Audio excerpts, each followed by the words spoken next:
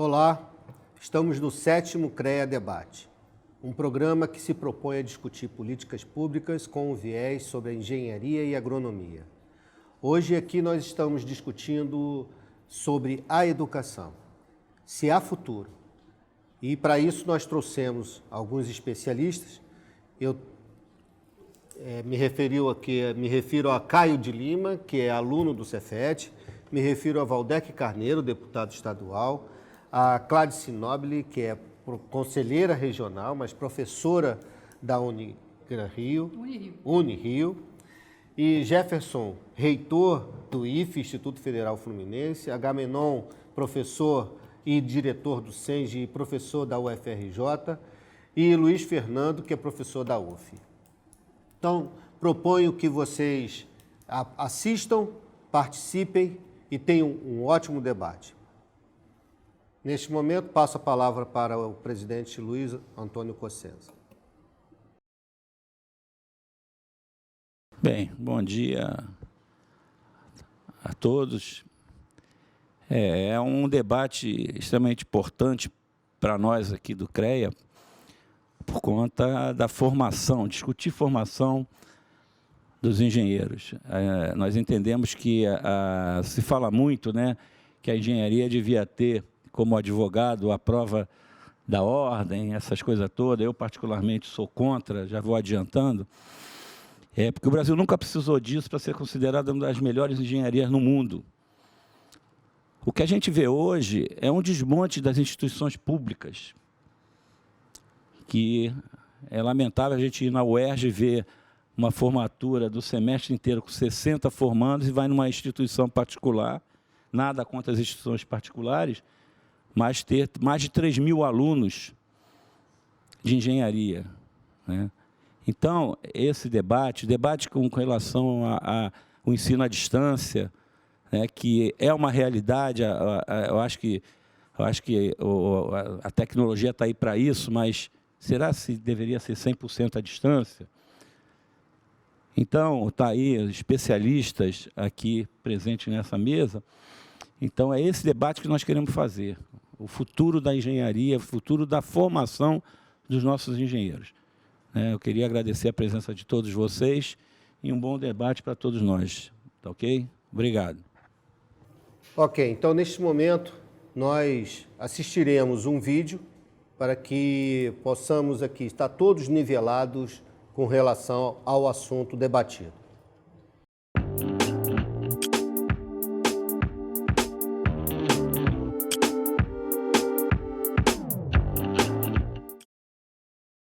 O anúncio de que o MEC cortaria 30% das verbas de universidades federais, impactando diretamente os programas de bolsas e apoio à pesquisa científica, não só levou às ruas de todo o país milhões de brasileiros insatisfeitos com esta e outras medidas extremas do governo federal, como colocou em xeque o futuro da educação no Brasil.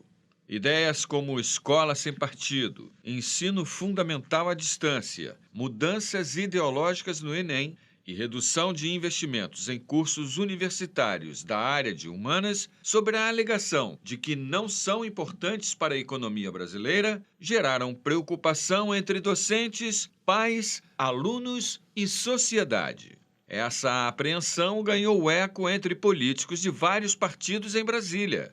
Tanto que no dia 10 de abril foi lançada, na Câmara dos Deputados, a Frente Parlamentar Mista da Educação, que reúne deputados, senadores e organizações não governamentais, com o objetivo de defender que as políticas públicas da área sejam direcionadas para melhorar a qualidade do ensino e que se apoiem em evidências do que já funciona no Brasil e no mundo. No evento de lançamento, parlamentares mostraram preocupação com as diretrizes do Ministério da Educação, tanto na gestão de Ricardo Vélez Rodrigues, quanto do atual ministro Abraham Weintraub. Em meio à polêmica, na noite do dia 7 de junho, a juíza Renata Almeida, da 7ª Vara Federal Cível da Bahia, determinou a suspensão de cortes do Ministério da Educação na verba discricionária das universidades federais de todo o país e do Instituto Federal do Acre. A magistrada acolheu uma série de ações populares que foram apresentadas contra os atos do governo, que resultam na redução dos recursos repassados para o ensino superior. Entre as instituições que moveram ação contra os cortes estão a Universidade de Brasília, a UF, Universidade Federal Fluminense, e UFBA, Universidade Federal da Bahia. Posteriormente, Weintraub anunciou os cortes para todas as federais. Para a juíza, os argumentos do ministro, que citou baixo desempenho acadêmico por parte das melhores universidades do país, não podem ser usados para fundamentar a redução no repasse de verbas. A magistrada também questionou o fato de o ministro ter dito que as universidades promovem balbúrdia. As instituições de ensino em questão sempre foram reconhecidas pelo trabalho de excelência acadêmico e científico ali produzido, jamais pela promoção de bagunça em suas dependências, afirmou a juíza. Ao contrário do que foi dito, alunos de universidades e escolas técnicas federais não fazem balbúrdia. Estudantes brasileiros de graduação e mestrado da UFRJ e Cefet-RJ conquistaram o primeiro lugar no Campeonato Mundial Invent for the Planet 2019, que ocorreu na Texas A&M University, nos Estados Unidos. Para ajudar na mobilidade de deficientes visuais, eles desenvolveram o EVI, um protótipo composto por um boné e um bastão, equipados com sensores ultrassônicos que geram vibrações intensas quando o usuário se aproxima do obstáculo. Já em Maceió, alunos do curso de Eletrotécnica do Instituto Federal de Alagoas acabam de inventar um carregador de celular para usar na praia. Painéis solares de 20 centímetros estão sendo instalados na parte de cima dos guarda-sóis, que ficam na areia, possibilitando o carregamento dos aparelhos. E como não citar o primeiro trem de levitação magnética do Brasil e da América Latina, o Maglev Cobra, que foi desenvolvido na Universidade Federal do Rio de Janeiro. Nova proposta de transporte urbano, ele é silencioso, estável, não polui e tem rápida instalação. E o melhor, seu custo é de aproximadamente 33 milhões por quilômetro, o que representa apenas 1/3 do valor de implantação do metrô subterrâneo. Mas na linha de privatizar o Brasil, de janeiro a abril, foram enviados mais de 120 processos de credenciamento de novas instituições de ensino superior ao Ministério da Educação. O número é cerca de 70% maior do que no mesmo período do ano passado. O próprio presidente admitiu em entrevista à TV Bandeirantes no final de março que temos que resolver a questão da educação. Realmente não estão dando certo as coisas por lá. E é um ministério muito importante.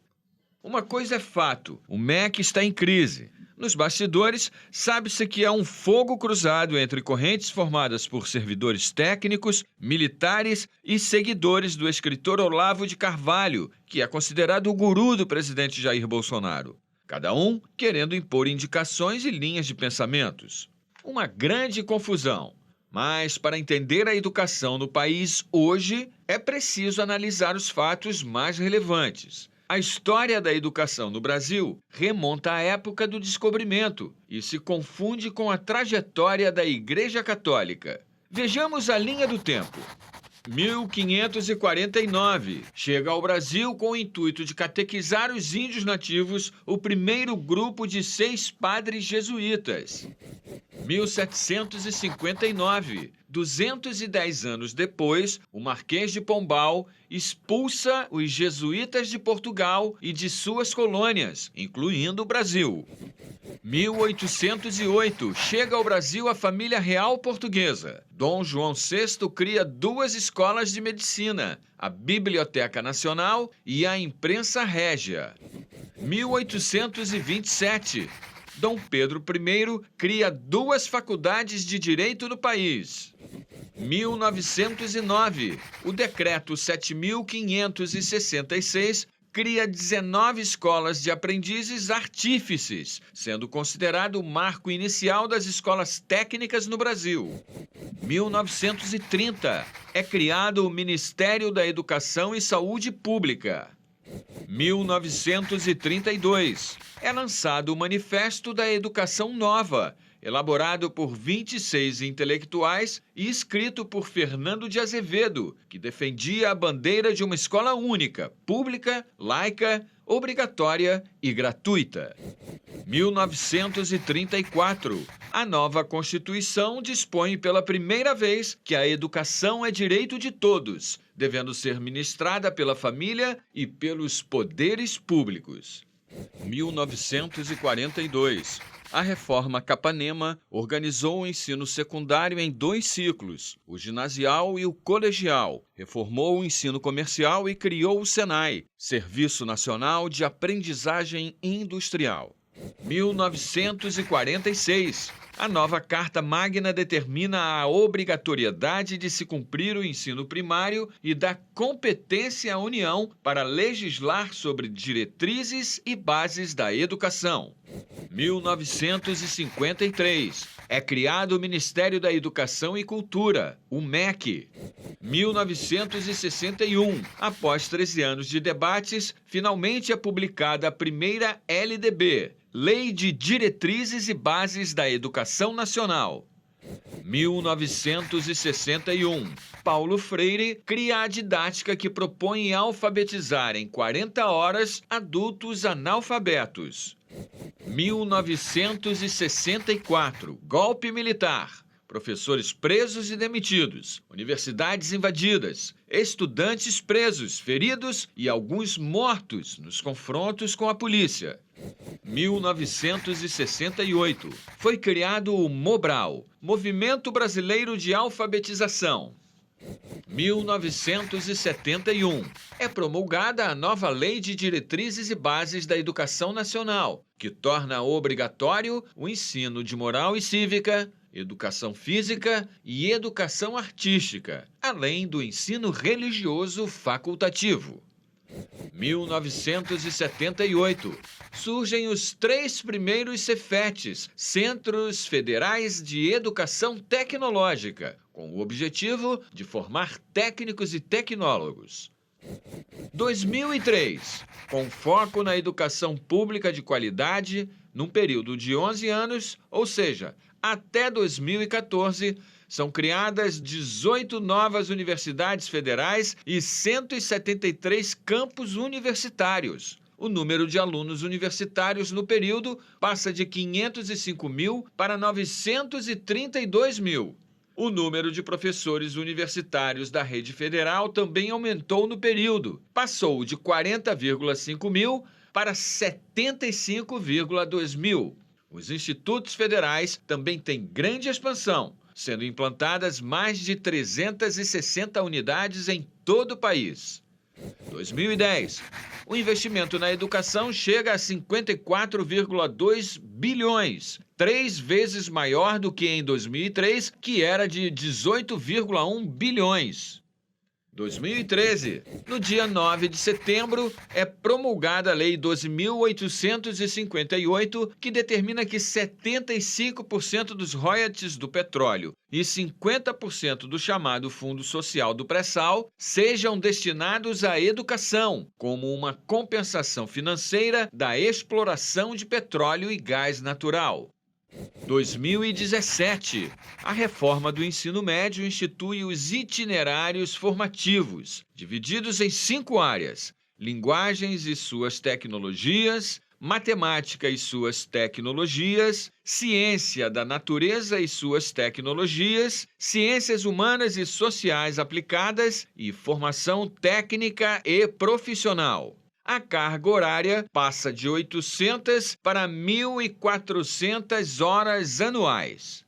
2019, o anúncio de que o MEC faria 30% de corte nas verbas da educação para universidades e institutos federais, o corte de bolsas de mestrado e doutorado, o menosprezo pelos cursos das áreas de humanas e ainda as críticas à reforma da Previdência, levou às ruas milhares de brasileiros em mais de 200 cidades do país no dia 15 de maio. O saldo da atual controvérsia é a demissão de mais uma dezena de funcionários do alto escalão do MEC, cancelamento de decisões, pedidos de desculpas e a ameaça de que essa crise atrapalhe a execução das 20 metas prioritárias do Plano Nacional de Educação previstas para 2024. Analisando toda essa bagunça, o CREA Debate pergunta: educação, qual o futuro? O CREA Debate é um programa bem didático e pedagógico. Esperamos que ele sirva para outros debates fora desse debate aqui que nós estamos fazendo hoje. Por isso que nós começamos com o Luiz Fernando e depois, na sequência, todos poderão, em 3 minutos, fazer a sua pequena apresentação e já respondendo. Educação, qual o futuro?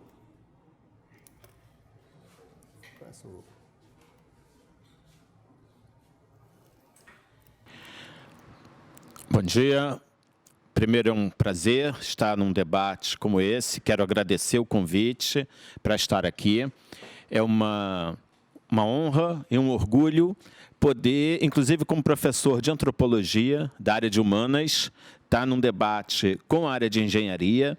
É uma discussão importante que a gente faz, e eu acho que a partir dos momentos que a gente está vivendo na sociedade brasileira, esse diálogo entre as diversas áreas do conhecimento é cada vez mais importante, porque nós temos visto, inclusive, muitas vezes, tentativas de fragmentar a produção do conhecimento, o ensino, a pesquisa, a discussão sobre ciência e tecnologia, como se algumas áreas fossem mais relevantes do que outras e como uma colega falou recentemente, não houvesse uma dimensão humana em qualquer área de conhecimento. Porque a engenharia não se produz no vácuo, não se produz fora de uma sociedade que é composta por seres humanos.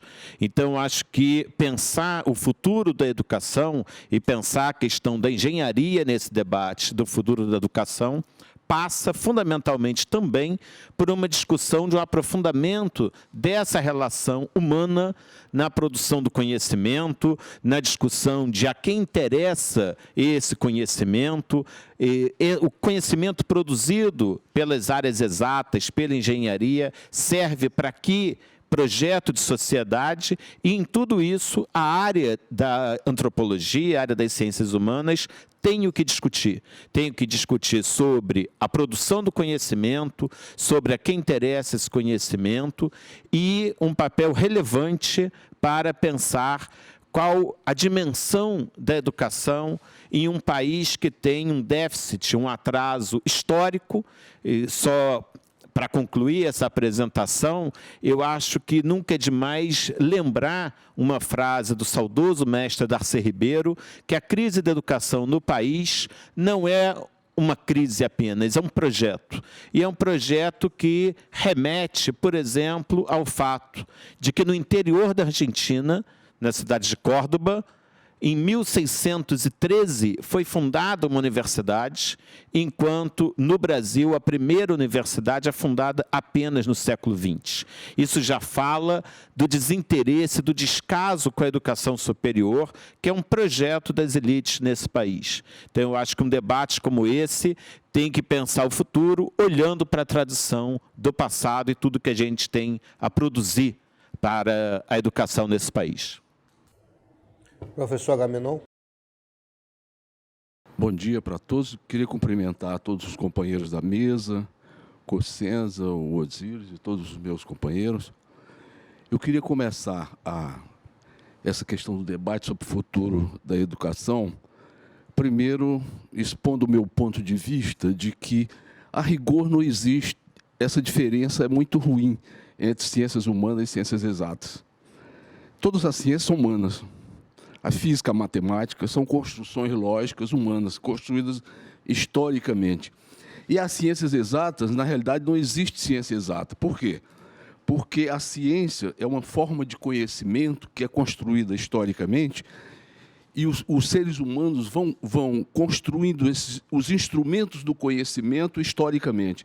Então, na realidade, todo conhecimento científico ele tem um caráter provisório. Se você descobrir outros instrumentos daqui mais um tempo, então aquele vai ser reformulado. Inclusive, as teorias científicas elas são, às vezes, completamente substituídas, né? Então, essa é a primeira observação que eu queria dizer. Essa definição de ciências exatas e ciências humanas, eu imagino que, no futuro, ela deva ser reformulada e uma concepção mais antropológica das ciências, inclusive das ciências chamadas exatas, tipo matemática, física, química e biologia, vai ser completamente reformulado.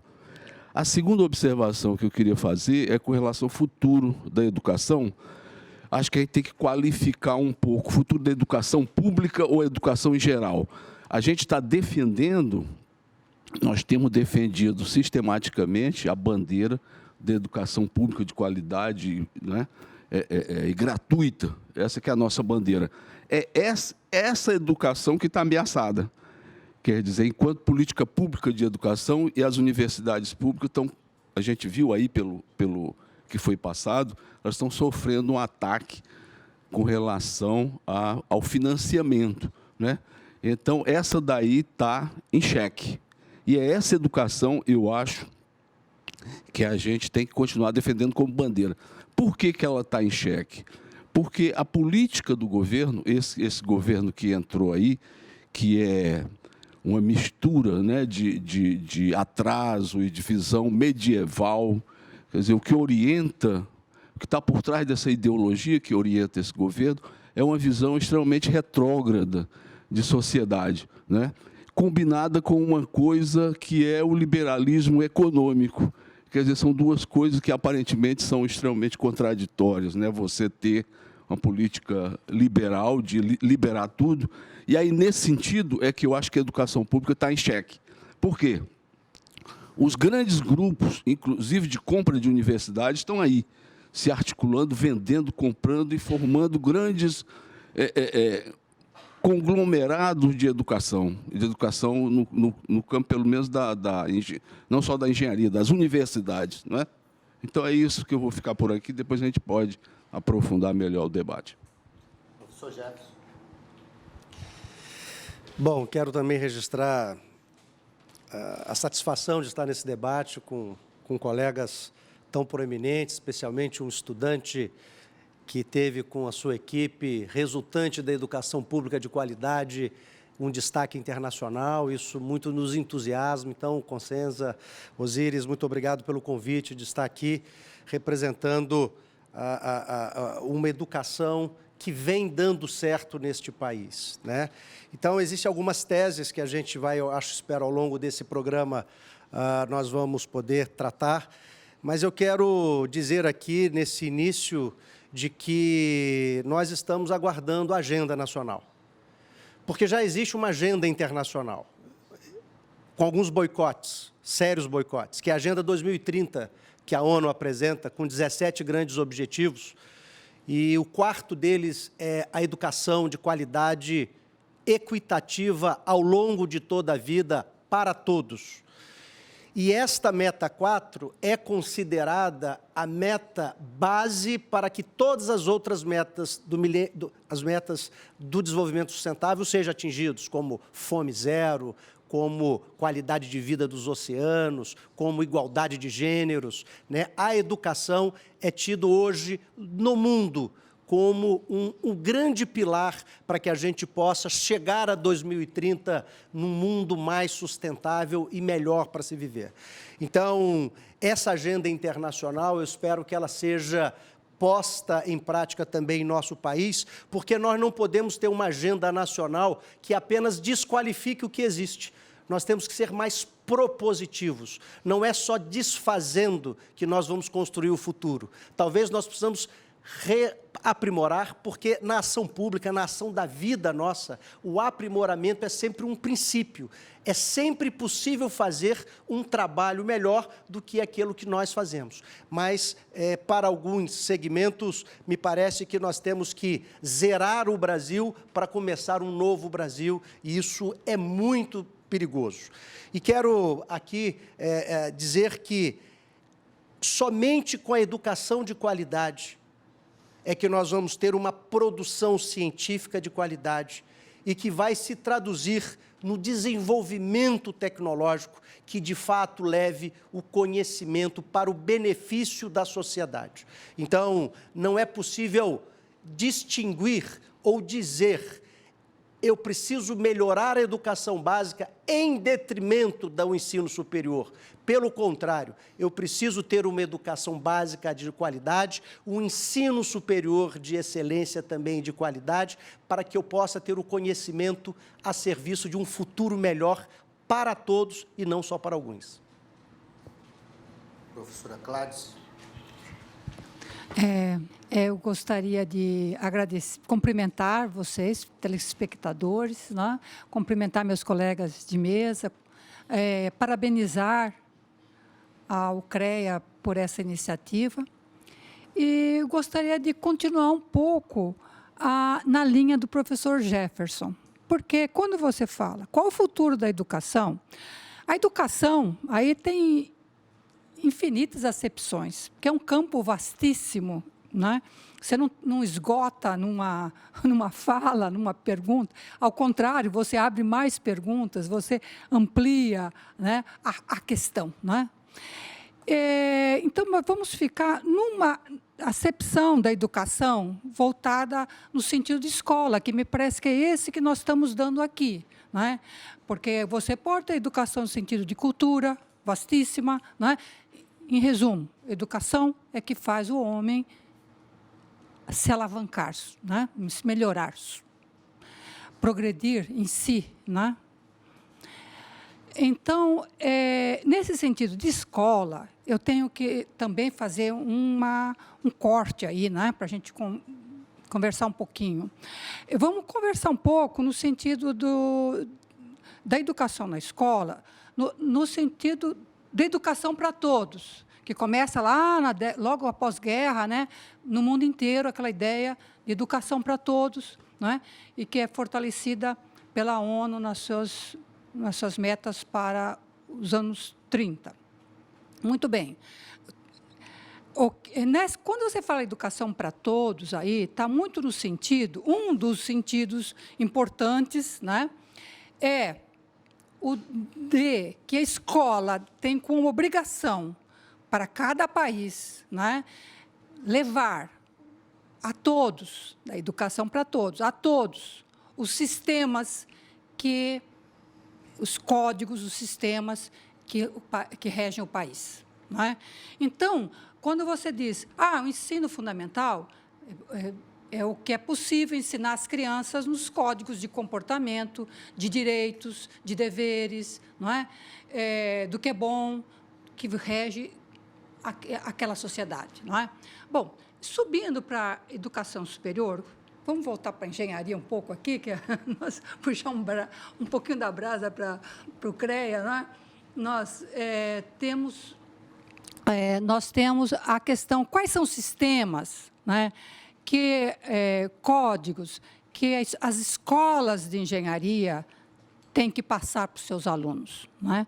Isso já nos determina um campo de atuação muito interessante, porque uma coisa que sempre me preocupou muito, nas grandes ondas tecnológicas que acabam com a indústria, que destroem conhecimentos, né? É que, numa delas, eu percebi que, quando houve a nova tecnologia ascendente, levando como uma tsunami, toda a engenharia que então existia, não havia escola ensinando aquelas tecnologias. Não é? Então, uma questão que eu trago aqui essas tecnologias deveriam ser ensinadas nas escolas Quais são os sistemas, de fato, que todo engenheiro, ao se formar, tem que conhecer, saber? Quais são essas regras da engenharia que são fundamentais? Então, nós vamos ter aí uma discussão não apenas entre escola, ensino público, ensino privado. Todo ensino vai ser, claro que não vai ser financiado, mas qualquer ensino tem que ser público, que ele tem que se voltar para o público, não é? Mesmo que seja bancado por instituições privadas, ou então que os alunos paguem as instituições privadas para fornecer aquele conhecimento, mas, no final, serão conhecimentos públicos, né? Então, essa é para finalizar, uma questão que eu considero, né? Quando se fala qual é o futuro da educação, né? A educação, o futuro da educação, ela haverá, é claro. Não é uma meta que você pode dizer, o futuro eu vou fazer um planejamento estratégico para aquele futuro, porque é amplo demais, você nunca vai chegar lá dessa forma. O que você pode é que nós estamos fazendo esse futuro tão amplo com táticas diárias, é cuidar dessas táticas. As mulheres estão em minoria, mas você vale por 3. Esse fica por aqui. Professor Valdec Carneiro. Bem, é um prazer participar desse programa com todos aqui, com essa mesa qualificada. Eu quero agradecer ao CREA pelo convite. E também quero registrar esse vídeo que foi produzido. Quero demarcar aqui a sua qualidade e sugerir que a gente não perca nessa cronologia 3 marcos importantes. A LDB de 96 é um marco muito importante, que é decorrente do processo constituinte de 88, o primeiro Plano Nacional de Educação de 2001 e o Plano Nacional de Educação de 2014, que está em vigência, está sob grave ameaça, justamente em função dos problemas que nós já começamos a discutir.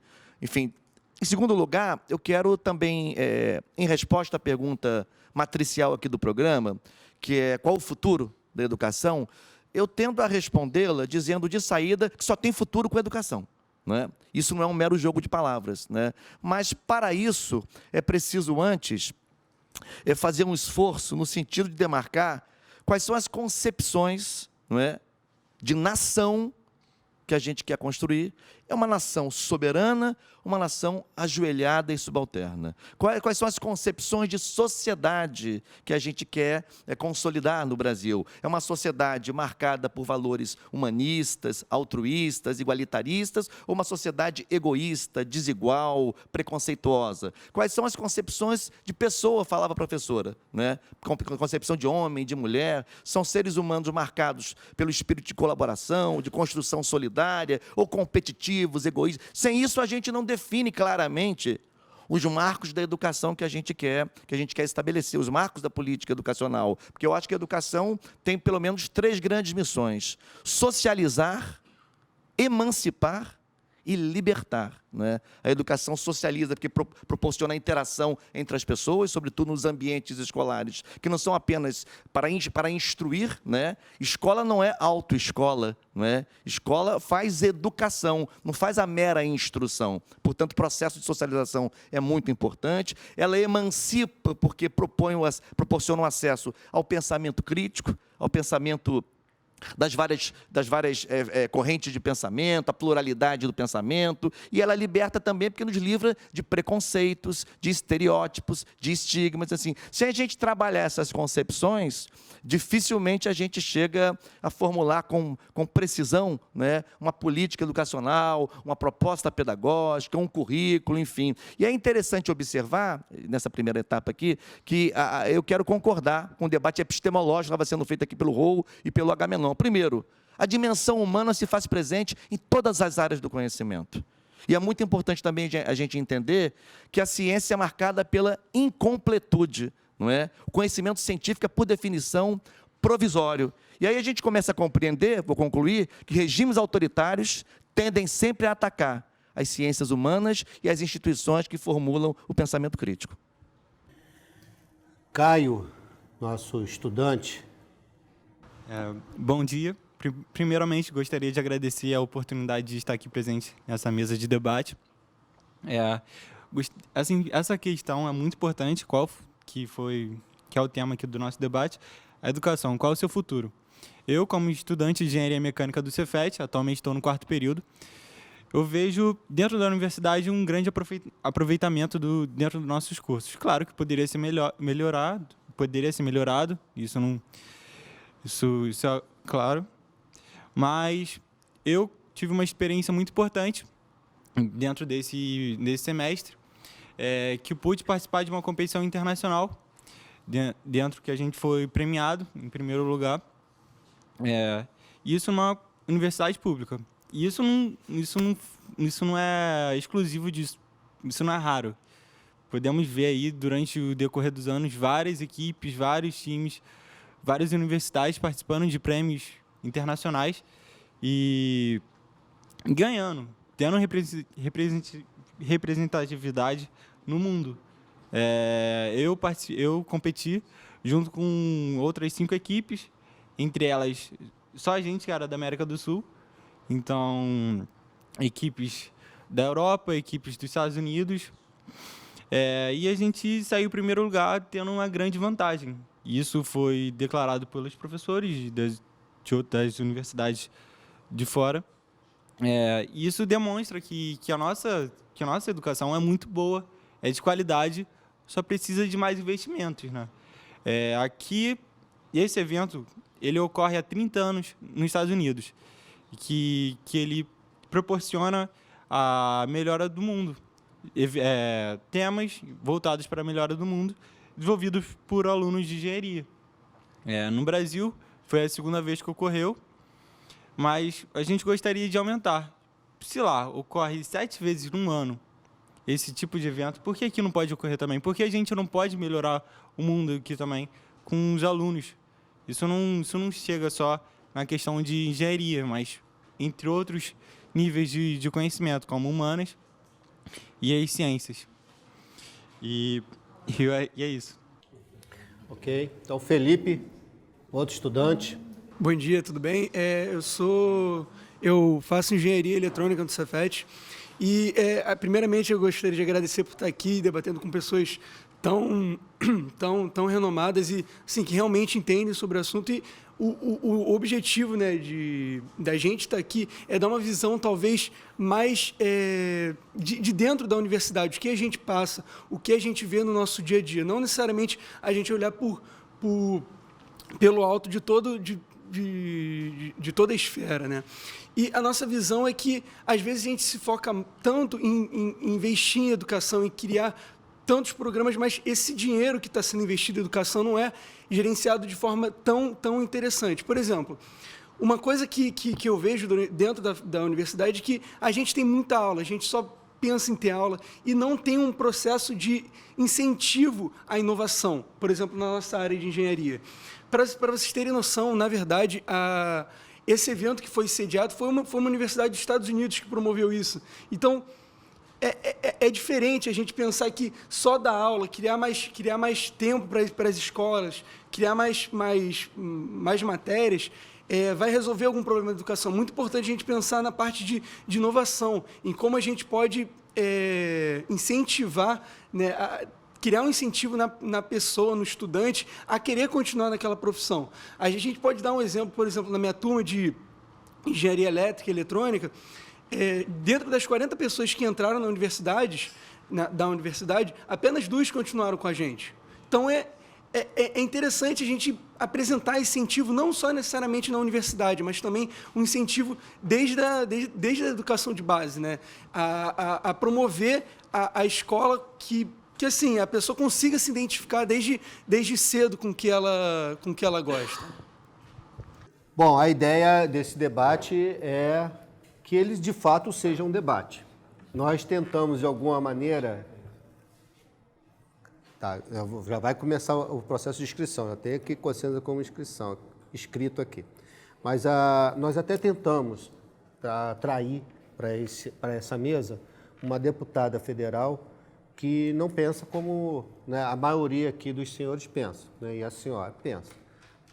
A ideia era justamente ter esse confronto de ideias. Independente disso, mesmo que vocês sejam oriundos da mesma gema, né, da educação pública,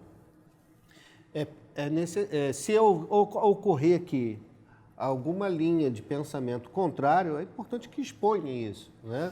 Porque, como já dissemos, esse vídeo é um vídeo que será exposto para o público e esperamos que ele contribua, né, para outros debates e possa também contribuir para a melhoria da qualidade da educação pública.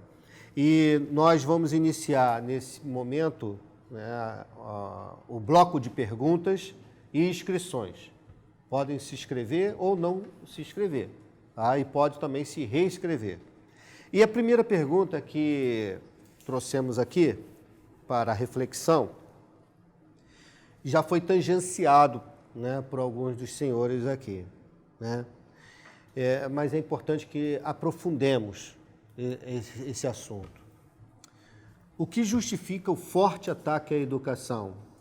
E aí coloquei aqui 3 pontos. O primeiro é a geopolítica.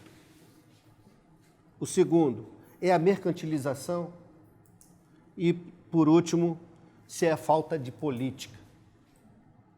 Então, gostaria que, né, o Cossenza já está escrito aqui para essa pergunta. Então, nós já iniciaremos aqui o bloco de perguntas, né, e cada um de vocês pode se inscrever, né, à vontade. Bom, eu até me inscrevi, não era nem para esse bloco aí dessas perguntas, mas é fazer só alguns comentários do que foi dito aqui. Primeiro, o Agamenon colocou a questão do ensino público, de qualidade e gratuito. Nós aqui do CREA, inclusive, não acontecia esse tipo de debate aqui. Aqui a web era mais para fazer algumas filmagens do mês do presidente e tal, e nós entramos aqui e nós acabamos com essa história aqui e começamos a discutir políticas públicas, discutir setor elétrico, discutir a questão da água, discutir como está sendo hoje o ensino, discutir a Constituição Civil, né? E eu acho que foi um acerto que nós fizemos. A gente precisa colocar para a sociedade os problemas que o país vive. Foi colocado aqui pelo Valdec uma questão sobre a nação. Eu acho que o futuro da nação depende do futuro da educação, que sem educação não tem jeito. É só ver quantos engenheiros se formam na China, sabe? Mas o Ministério da China é praticamente todos engenheiros. E não é pela defesa só da engenharia, mas nós temos que reconhecer que a engenharia, a área tecnológica como um todo, aí não é só a engenharia, é o químico, é o físico, é o arquiteto, são os técnicos de nível médio. Esse grupo tecnológico, ele é responsável por mais de 80% do PIB desse país. Mais de 80% do PIB desse país. E é isso, a gente depende da engenharia. Se a engenharia vai mal, como nós temos hoje mais de 150 mil engenheiros fora do mercado, é porque o país está mal. É que o país está mal. Bom, uma questão também que é bom a gente discutir, que aquelas pessoas que vêm de uma classe A, que frequentam as melhores escolas, elas ocupam as vagas das universidades públicas, porque elas têm uma base melhor na hora que faz o concurso para passar para uma universidade. É uma coisa que a gente tem que discutir. E tem muita gente que, às vezes, é contra a questão de cotas, essa coisa toda. E aí, para a gente finalizar, eu queria mandar um recado, principalmente para os 2 estudantes, né? É extremamente importante que vocês lutem pelos seus direitos. Nós estamos ficando velhos, né? E a gente já frequentou muito passeatas, essas brigas todas, mas vocês deram um exemplo aí nessa luta toda. E você não sabe o orgulho que a gente tem quando a gente entra lá no IFE, lá em Campos, e vê aquela garotada toda, o orgulho que eles têm de estar numa escola gratuita e de qualidade, né? Jefferson está aí, e a gente, Jefferson é É impressionante como é que toda vez que a gente faz um evento em Campos, a gente sempre pede dar um espaço lá no IFE e ver aquela garotada tendo assim, a alegria que eles têm, de estar numa escola de qualidade, gratuita e democrática. Sabe, que a gente vê como é que é aquilo lá. E, para finalizar mesmo, que eu já passei vocês aí na fala do Felipe, eu conversei aqui com a Cládice, que ela coordenou a comissão de educação aqui. Nós temos inclusive vai ser lançado agora, o Prêmio CREA de Trabalhos Técnicos. Mas eu não sei se esse ano, mas o ano que vem, pelo que você falou aí, nós vamos lançar, já combinei aqui com a Cládice aqui por trás aqui do Osíris, nós vamos lançar o Prêmio CREA de Inovação. Se ninguém fizer aqui, nós vamos fazer. Aí vamos procurar as universidades, ver como é que a gente pode fazer, porque eu fiquei impressionado quando o Caio chegou aí, de que está no 4º período, 2º ano. Então, continue assim, que se vocês ganham um prêmio já no 2º ano, parabéns para vocês, e espero que a gente esteja lá no nosso stand lá em Tocantins. Tá bom? Um grande abraço aí. Cossenza, fale por você ficando velho, né? Fale por você. Né? Pô, Gamelão, me defende aí, pô. Ficando velho. Pô, só um detalhe. Eu estou ficando velho, ele fala por mim, mas eu estou todo dia aqui. Não sou eu que fiquei doente, fiquei de licença aí uns dias, não. Ó. A retaliação. Cládice. Bom, o que justifica esse forte ataque que nós estamos sofrendo? Eu falo nós porque eu sou professora, e aqui no CREA a minha preocupação é a educação também, estou na comissão de educação, né?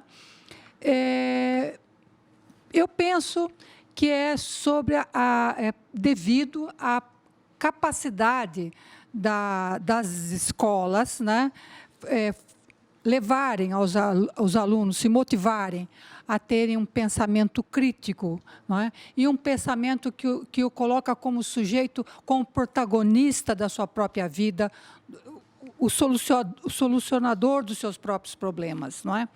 E isso incomoda muito a quem não quer que o povo, a sociedade, determine seus próprios caminhos, não é?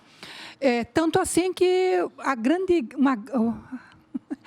perseguição é o Paulo Freire, que é uma coisa que, sinceramente, estou dando risada porque é muito ridícula. Você vê uma perseguição a uma pessoa, a uma figura, uma figura do Paulo Freire, internacionalmente reconhecida. Então, por quê? Paulo Freire é quem hoje é um grande ícone, né, do pensamento crítico, da educação como um instrumento de liberdade, né? E daí eles queriam, né, trocar o patrono da educação brasileira, que qualquer país do mundo gostaria de ter tido ele, não é?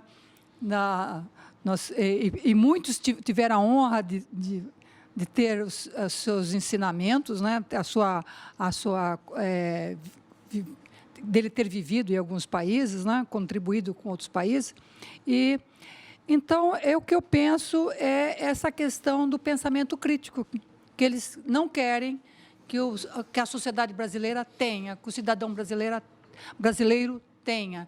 E é nesse ponto que nós devemos insistir nas nossas táticas diárias para o futuro da educação, é que o nosso aluno seja protagonista da própria vida e que se posicione, não é, criticamente em todos os aspectos em que ele for questionado, em que ele tiver que se posicionar, né?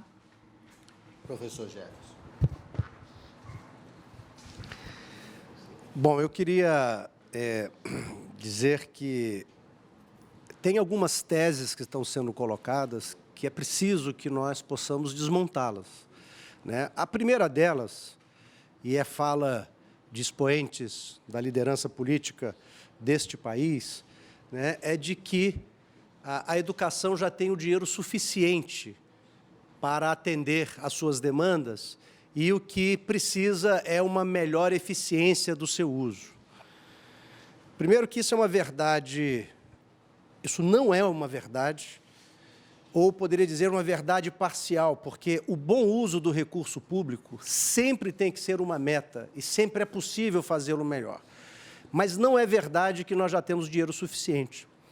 E essa tese, ela é lastreada num relatório da OCDE, que talvez tenha sido lido só uma parte dele, porque diz, inclusive eu tenho aqui na reportagem de um jornal de circulação nacional, que diz assim, o percentual do PIB brasileiro dedicado à educação é maior do que os países desenvolvidos. Compara isso com a Alemanha, o Brasil está em 5,5%, a Alemanha está em 4,4%, mais ou menos, e você compara com outros. O que esse relatório também diz, e que as pessoas talvez não continuaram lendo, é que quando você divide este valor pelo número de alunos brasileiros, quero só fazer a título de comparação, o Chile hoje tem aproximadamente 7 milhões de estudantes em todo o sistema de ensino.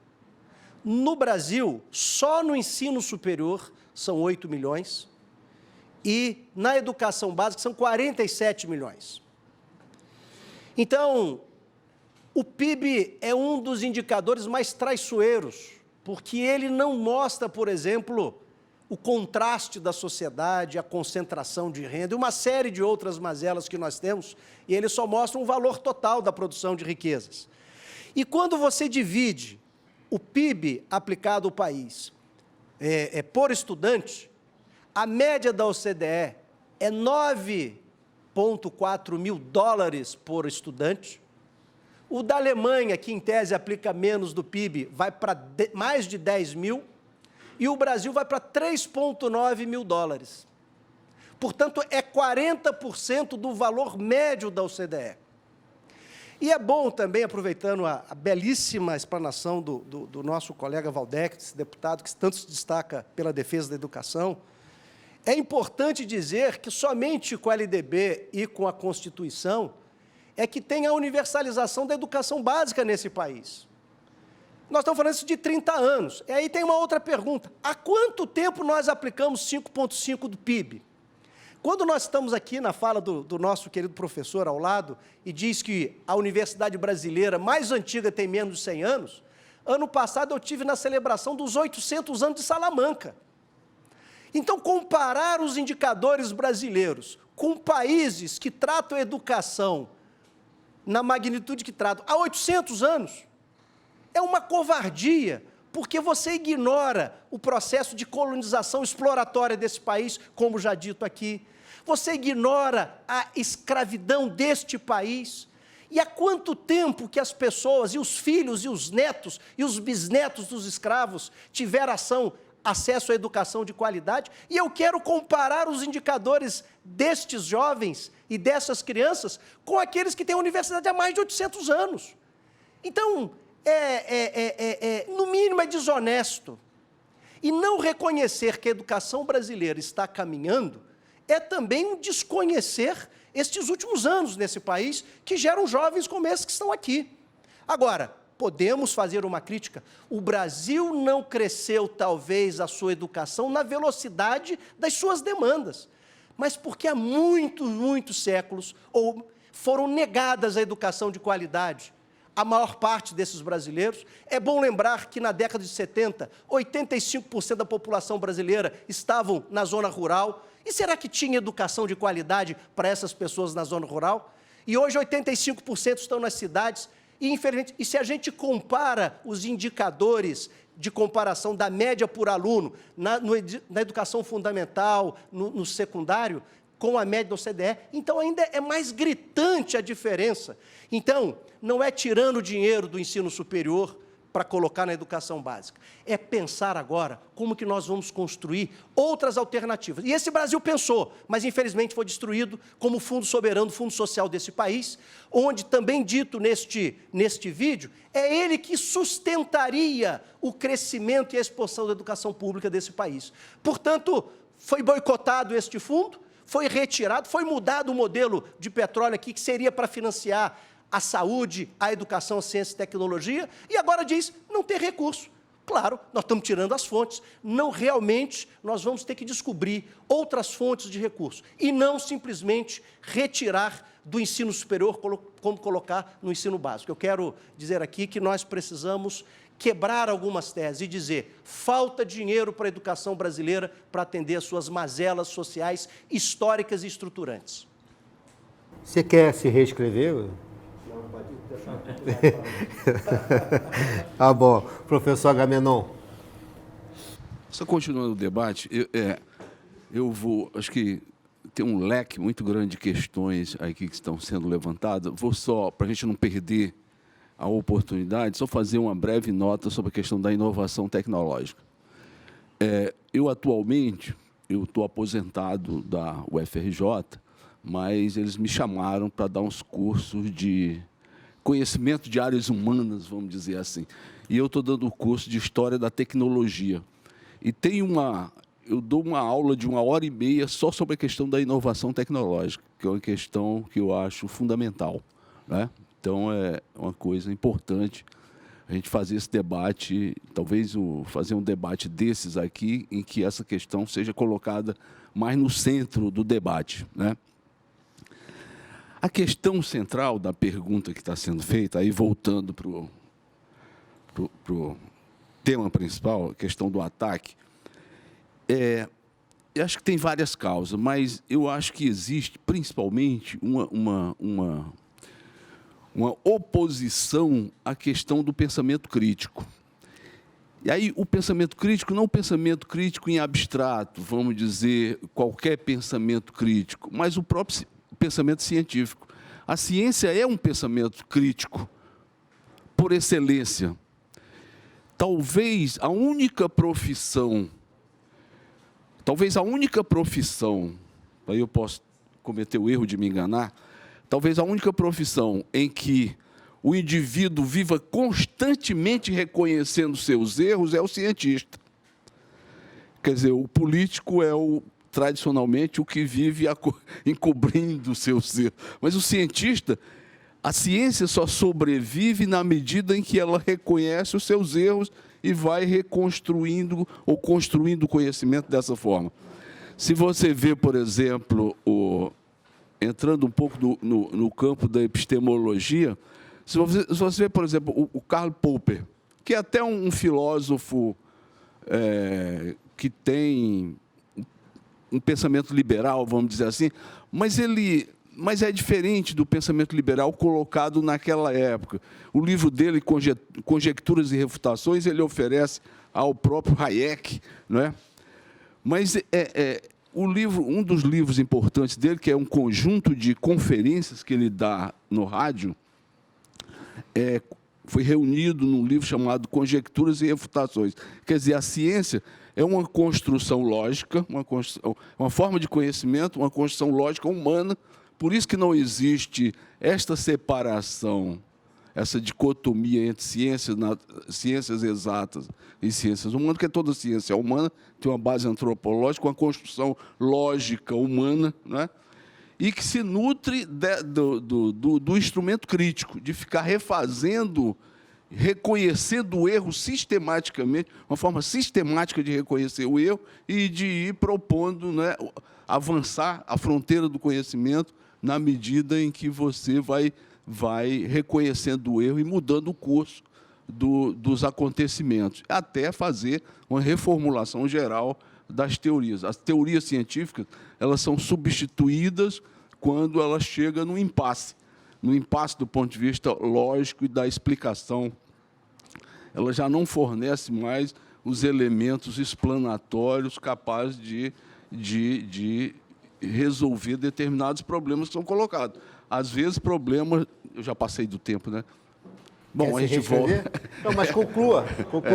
Mas então, quer dizer, esse ataque, e aí eu queria depois me reescrever para falar do perigo que tem esse ataque. Né? Então, vou encerrar, mas eu me reescrevo para continuar falando da questão, esse ataque é por isso, e que consequências a gente pode chegar se esse ataque for levado às últimas consequências. Ok, então, professor Waldeck. Bom, eu estou achando que a gente deveria, pelo nível que o debate está demonstrando ter, que tinha que ter um programa específico para educação, ciência e tecnologia aqui no CREA. Vou provocar que o CREA, além do CREA Debate, Cossenza ainda está por aí no estúdio, tem um programa específico para trabalhar a interface educação, ciência e tecnologia. Vamos ver se a gente avança nessa direção, porque falta tempo e porque o debate tem fôlego, né? Mas eu queria, assim, para enfrentar a pergunta, que é quais seriam as razões, as justificativas para esse ataque à educação, eu queria lembrar o seguinte, o governo Bolsonaro é uma espécie de consórcio, não é? Constituído por 3 ou 4 forças mais proeminentes. Você tem, por um lado, assim, fundamentalistas de diferentes matizes, não é? Que se misturam com terraplanistas, com figuras até aparentemente racionais. Você tem de todo tipo. O próprio clã Bolsonaro, que é uma coisa impressionante, a ministra, né, Damares, tudo isso sob a égide desse guru, que é um astrólogo, né? É um astrólogo, é um suposto filósofo, mas é um astrólogo de profissão.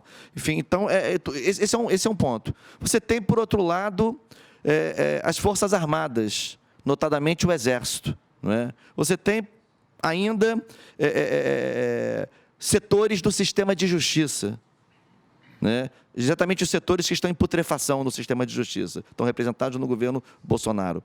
E economistas ultra-neoliberais. Né?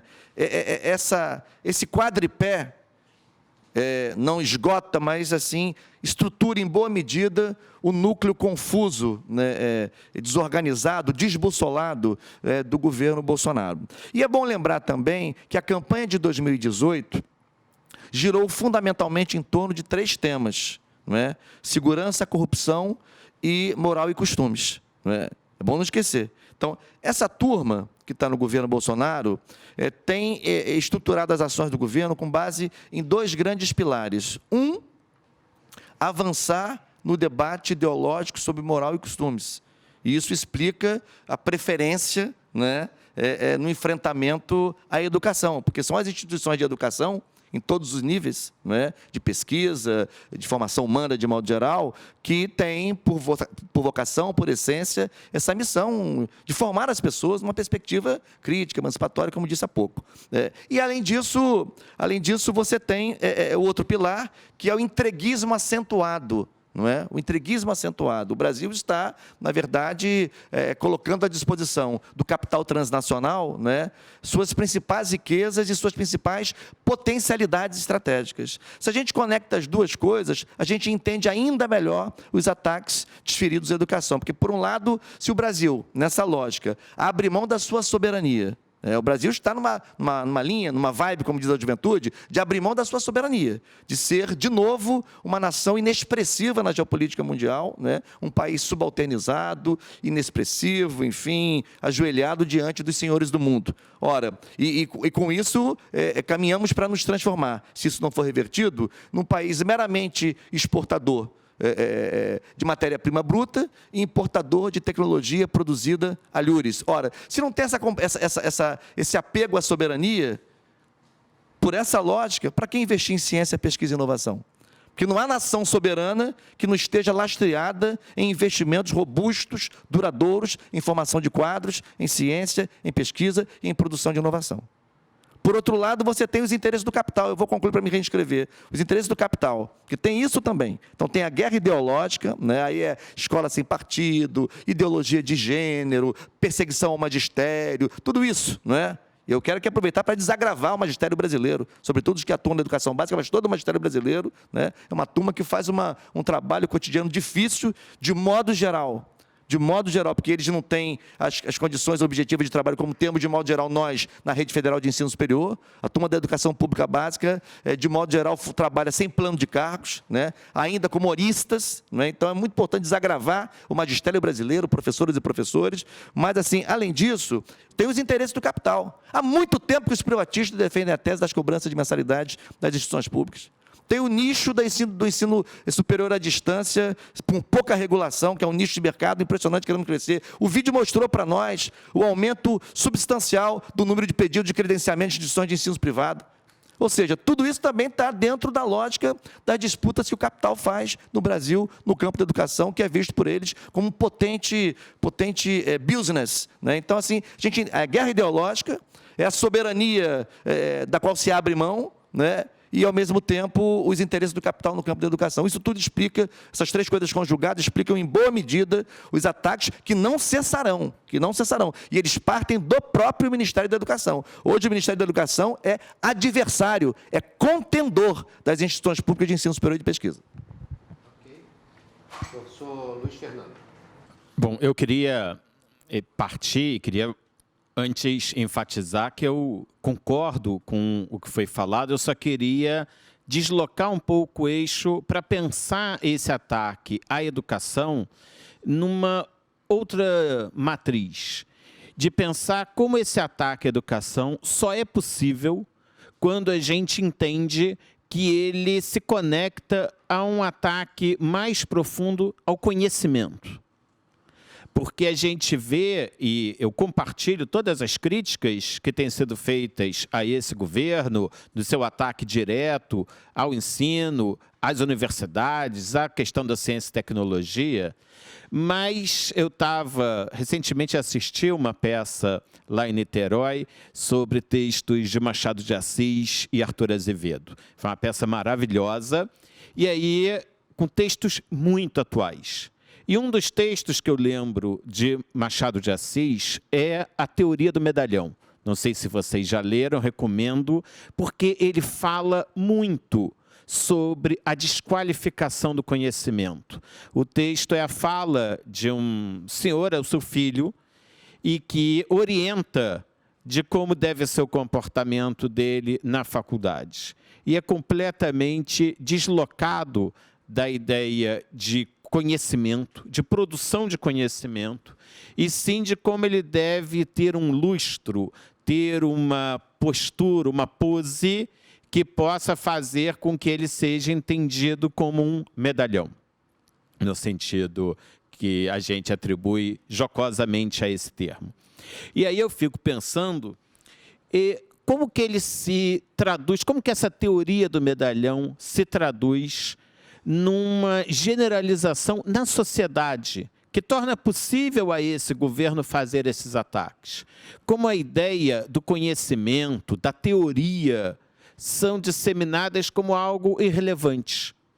Se a gente pensar, por que, em geral, as licenciaturas, algo tão fundamental na produção do conhecimento, é tão desqualificada? Se a gente pensar essa dimensão, o colega Jefferson aponta, dessa dissociação entre o ensino superior e o ensino básico, como se pudesse ser viável a gente investir em um sem investir no outro, é que onde são formados esses professores que atuam no ensino básico, que atuam no ensino fundamental, onde que aquelas pessoas que estão à base do conhecimento da matemática, da física, da química na escola, elas são formadas nas licenciaturas das universidades. E quem tem interesse, quem se volta para a licenciatura das universidades, são aquelas pessoas que pretendem o maior desenvolvimento, que pretendem o maior reconhecimento? Em geral, não. Por quê? Porque a gente ainda pensa essa cisão entre um conhecimento teórico, que é visto muitas vezes como menos importante, e uma aplicação prática, como se ela sim, como se o conhecimento se desse apenas nessa dimensão mais utilitária. A gente vê isso dentro da própria universidade, que a gente tem que pensar para uma produção de futuro. Porque os professores universitários têm uma dimensão de formação didática, de formação como professor, praticamente inexistentes. Eu fiz mestrado, doutorado, pós-doutorado. Em nenhum momento eu tive uma formação preparada para ser professor. A ideia de que o conhecimento da pesquisa é suficiente para a gente dar aula está ancorada na nossa formação de forma naturalizada. Poucos questionamos o fato de que esses professores, inclusive que vão formar os novos professores, muitas vezes podem ser brilhantes cientistas, podem ser fantásticos pesquisadores, mas que não têm a formação didática, porque essa teoria da produção do conhecimento é desvalorizada na sociedade.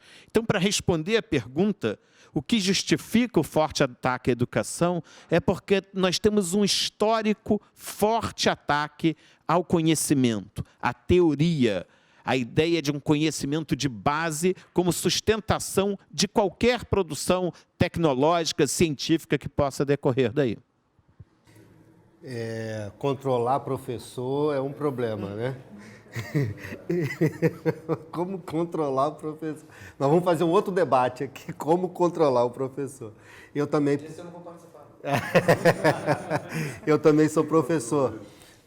Eu não me apresentei, mas eu sou professor também. Olha só, na fala do Jefferson, Cládice já está se inscrevendo aqui, nós vamos encerrar esse bloco. Então, quem quer se reescrever, esse é o momento, que aí nós vamos partir para um outro bloco final. Agamenon já está inscrito, Jefferson é o próximo, Agamenon, Valdec e agora Cládice. E mais alguém? Vamos encerrar esse bloco, hein? Então, encerrando e depois nós vamos partir para os finalmente.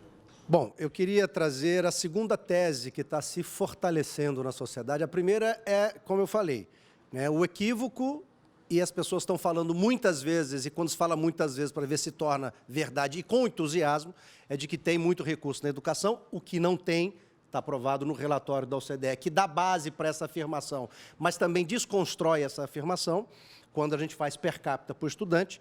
E a segunda tese que está sendo colocada com muito entusiasmo é que a produção científica nacional não ocorre nas universidades públicas e sim na iniciativa privada.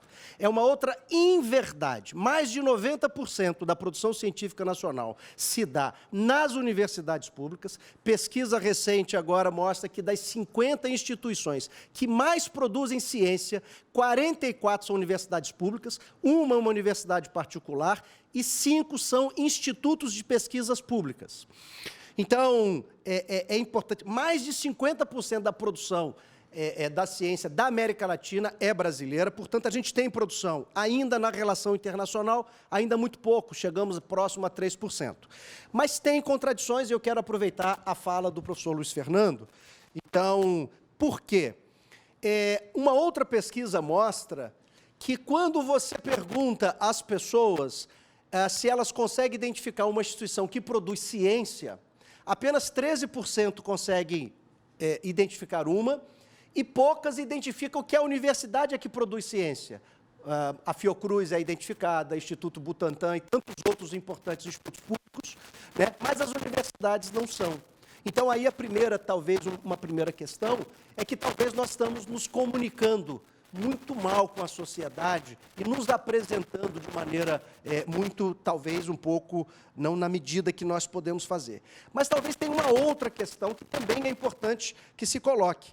A produção científica, ela vem crescendo muito grandemente, mas o desenvolvimento de tecnologia a partir dessa produção científica, que a gente pode medir, um dos indicadores seriam patentes, ainda é muito baixo nesse país.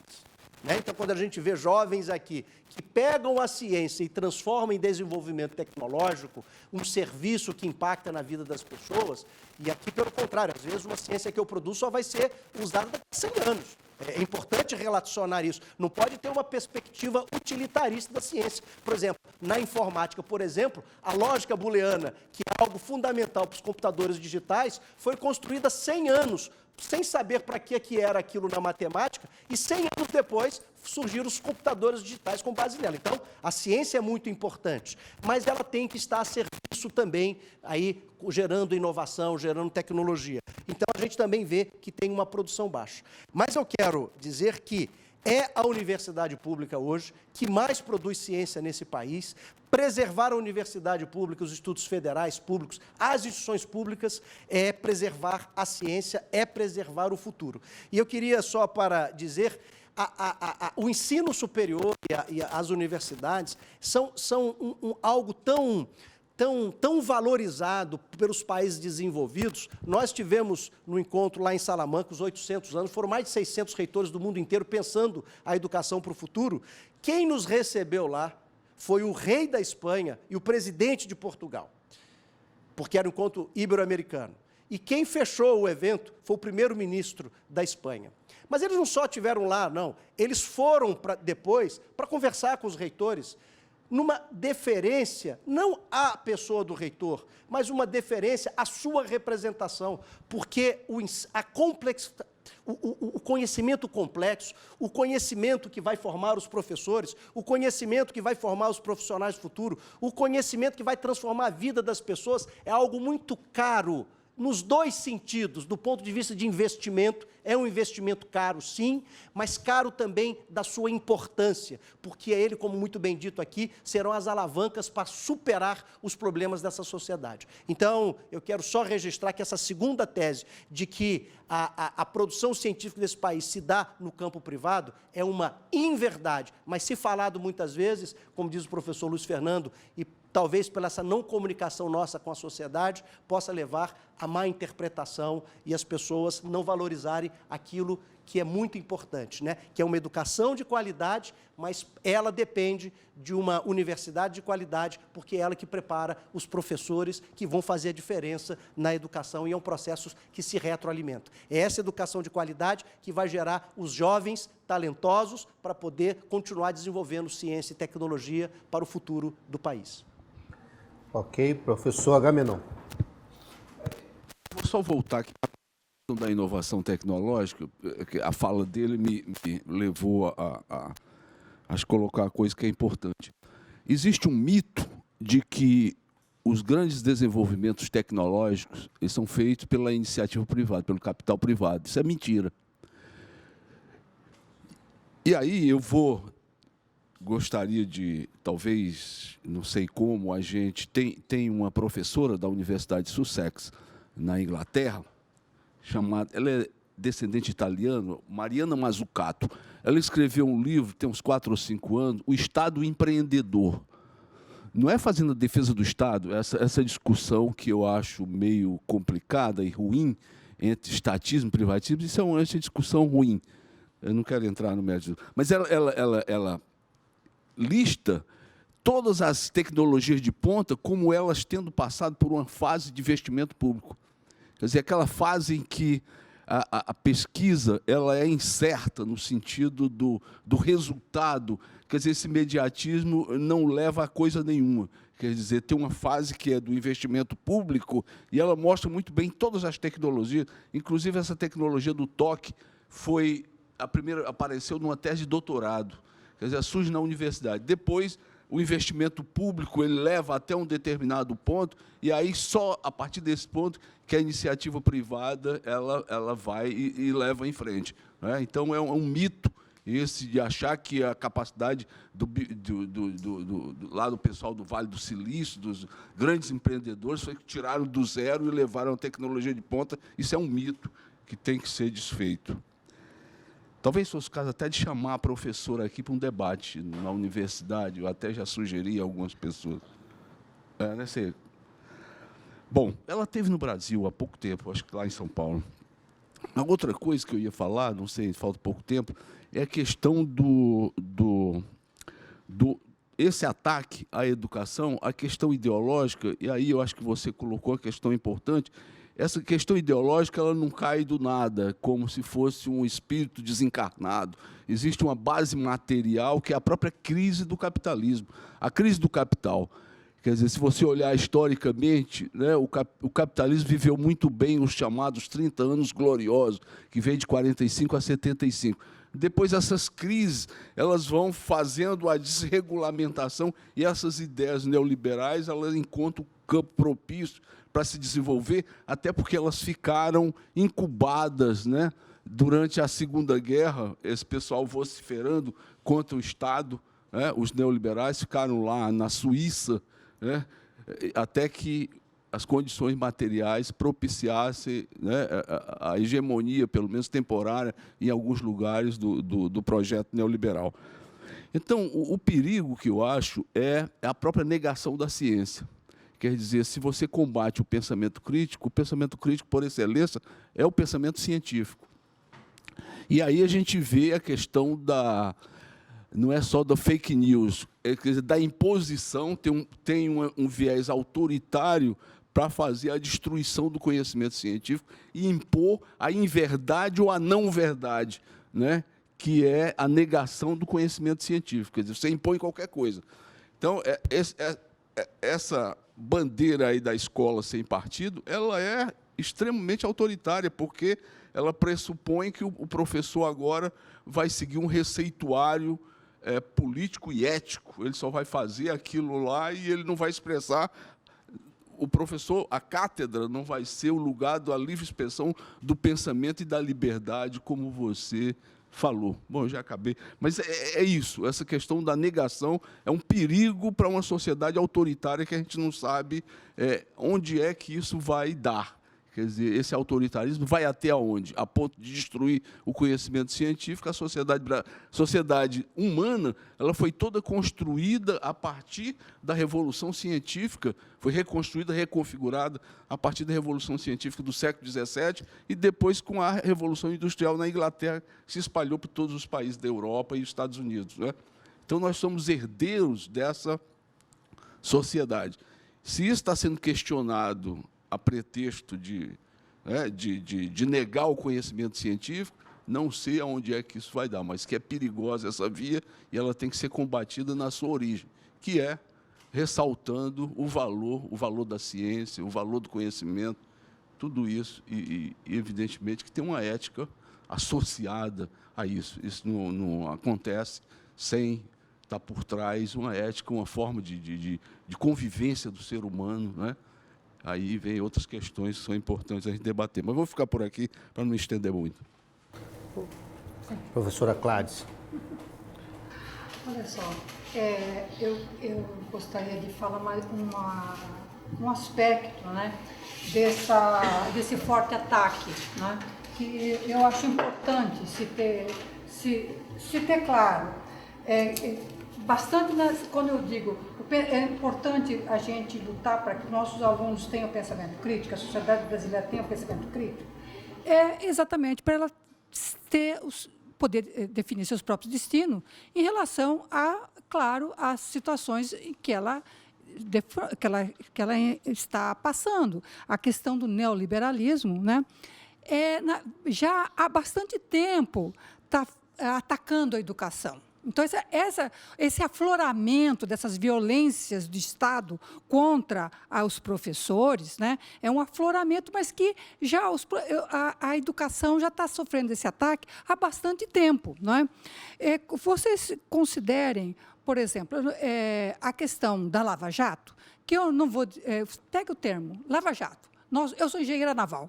Não é? Quando você fala lavar jato, para engenharia naval, é jateamento do aço. Você tira tudo, você corrói, você destrói. Então, o lava-jato tem um aspecto, a palavra lava-jato, né, que as palavras têm sentido e passam coisas, né, um sentido de limpar, né, mas também tem o sentido de corroer. Né? Então, ela, na verdade, para a sociedade brasileira, não foi uma limpezinha para deixar bonita e lustrosa. Ela foi muito corrosiva para o tecido industrial brasileiro. Nós temos hoje um grupo que sofreu a intervenção dela, que passa de 240 mil trabalhadores para 60 mil. O que é isso, pessoal? Como é que se permite? Como a sociedade não tem um espírito crítico, um posicionamento crítico, dizer, espera aí, vá atrás dos corruptos, sim, claro, mas As empresas não têm como ser corruptas, elas não são pessoas físicas, elas não têm pensamento, não têm vontade própria. Quem tem são pessoas, elas são instrumentos de pessoas. Vai destruir os instrumentos de outras, porque se o corrupto foi preso, não vai estar mais na empresa, vai destruir esse instrumento de outras pessoas, da sociedade brasileira, de fazer riqueza, de se proteger. Então, nós temos uma perda no tecido industrial de 240 mil postos de trabalho. Quantos milhares de engenheiros nessa? Então, nós estamos educando para engenharia para quê? Para onde? Se não tem mais posto de trabalho para esses engenheiros. Então, nós temos que se colocar muito nessa situação, não é, de crítica, de se posicionarmos, dizer assim, espera um pouquinho, estamos criando educação para quem? Como? A quem vai servir? Como essas pessoas vão agir? Aí agora nós temos milhares de desempregados esperando o quê? Todo esse conhecimento jogado fora, porque a tecnologia ela não espera. Se você não acompanha continuadamente, perde o bonde da história. Todos aqui sabem disso e vocês também. Então, eu acho que nós temos que realmente enfrentar esse ataque, esse afloramento dessa violência, que já nasceu bem antes. Né? E se nós deixarmos continuar, para onde vamos parar? O que mais vai aflorar de ruim? Professor Waldeck. Resistindo à tentação de pegar essa linha que a Cláudia abriu agora, porque isso é um outro debate da maior relevância, eu quero, assim, seguir na toada de mostrar, ou tentar mostrar os nexos entre a guerra ideológica e os interesses do capital e das elites que o governo Bolsonaro quer proteger. Vou dar alguns exemplos tangíveis. Né? Enfrentamento ao IBGE. Né? IBGE é seriamente atacado, né? Instituição de renome internacional, sem as pesquisas, sem os dados e microdados produzidos pelo IBGE, a sociedade brasileira não se conhece e não se reconhece. Entretanto, o censo 2020 está sob ameaça. O que eles querem evitar? Querem evitar a explicitação do aumento exponencial da pobreza e da miséria no Brasil nos últimos anos. Né? O Brasil voltou para o mapa da fome da ONU. Né? O déficit de moradias aumenta substancialmente nas regiões metropolitanas brasileiras. Portanto, o enfrentamento ao IBGE é um enfrentamento ao pensamento científico, ao pensamento crítico, que é a base da ciência, crítica, curiosidade, como já dizia o Bachelard, espírito interrogativo, mas, ao mesmo tempo, para evitar questões que contrariem os interesses das elites.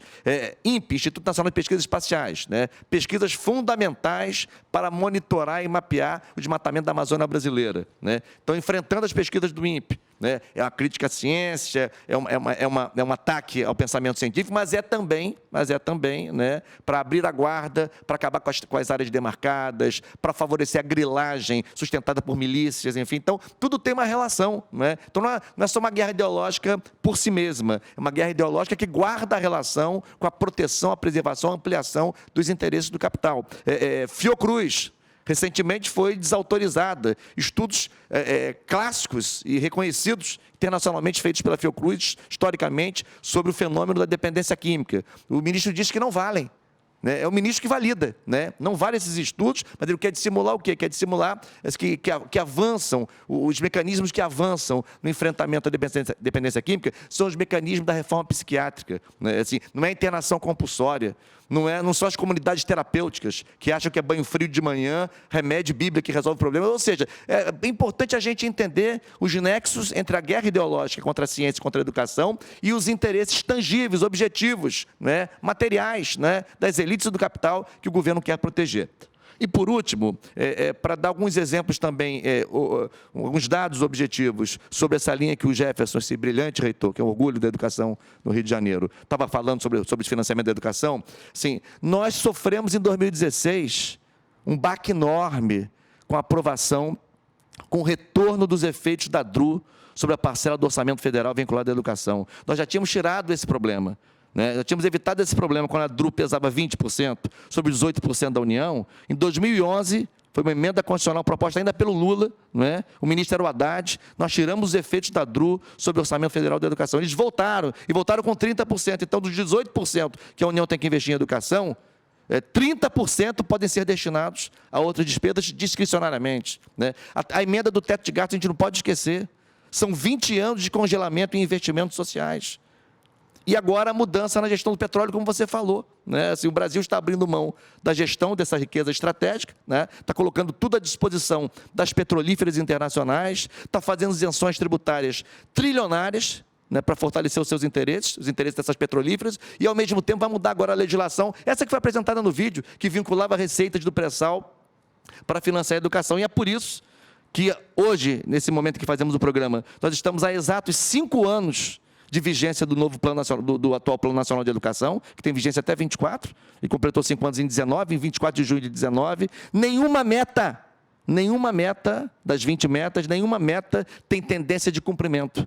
Nós vamos malograr, se não revertermos essa política, do cumprimento de todas as 20 metas referentes ao Plano Nacional de Educação, inclusive de financiamento, que é a meta matricial, a meta 20. Hoje nós devemos estar investindo 7% do PIB pelo Plano Nacional de Educação, e 10% até 2024. Nós estamos investindo quanto? 5,5%? 5,6%? Portanto, é uma coisa muito, muito concreta, que revela que tem uma disputa ideológica, evidentemente, uma visão de mundo, nem sei se eu digo medieval, que eu tenho respeito por várias expressões do pensamento forjado na Idade Média, então tem até receio de classificar como medieval, mas é obscurantista, fortemente obscurantista, mas ao mesmo tempo tem interesses objetivos, tangíveis, materiais, econômicos, do capital, que esse governo busca proteger. Chegamos ao fim, né? Infelizmente, esse programa não é possível, né, ter 3, 4, 5 horas, senão aqui teria, né, conversa para todo esse tempo. Mas tenho absoluta convicção que foi um programa de altíssimo nível, com professores, professora, aqui com cabedal de conhecimento vastíssimo e até diferenciado, isso que foi importante nesse programa. Tenho absoluta certeza que servirá para outros debates e para estudos, né, futuros daqueles que procurarem esse vídeo no site do CREA. Nós temos, nesse momento, mais 3 minutos para as considerações finais de cada um. Eu iniciei pela minha direita e agora vamos pela esquerda, né? Sempre é necessário que, né, a gente ande sempre pela esquerda. Então vamos começar aqui com o Caio de Lima, dando seus 3 minutos de consideração final.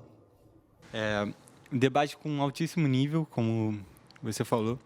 É importante salientar que realmente a educação está em risco, mas pela minha experiência que eu estou vivendo na universidade, o Felipe também pode mencionar isso, ela está se caminhando para um lado positivo. A gente está se comparando à Europa, aos Estados Unidos, que estão em níveis altíssimos, com altíssimos investimentos.